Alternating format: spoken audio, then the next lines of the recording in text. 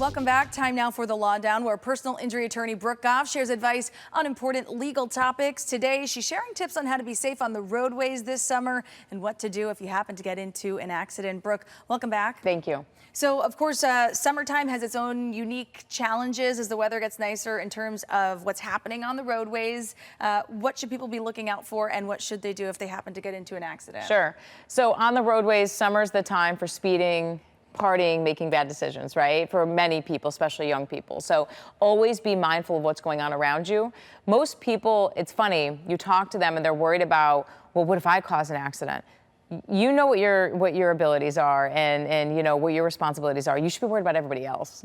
And you know, motorcyclists, yes, there are many responsible motorcyclists. I represent many of them, but there's also people driving mopeds and scooters that are unregistered, unlicensed, uninsured, and they're just weaving in and out of traffic all over the place, especially in cities like New Haven. Like, you see it all the time. Just be mindful that there are people making bad decisions, and be mindful of your area around yourself and the decisions you can make to protect yourself. But if you are in an accident, unfortunately, you're going to want to always call 911.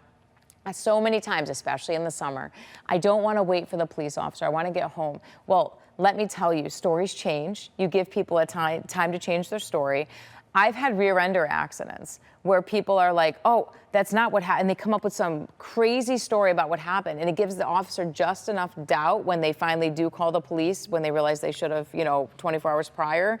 And the cop's like, I can't find fault. When it was a simple rear ender that if they had just waited, the police officer would have issued warnings, citations, whatever the case might be, and have moved on. That 911 call is key. It's a huge piece of evidence, and it is recorded. So understand, if you start calling people names or sounding kind of angry, It's not going to play well down the road.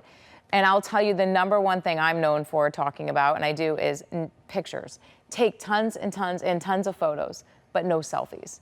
Selfies don't look good. If you break your leg in an accident and you somehow can flash a selfie duck face, like, what is a jury going to think when they see you? That's not what we're looking to do. Yeah, it's not a good thing.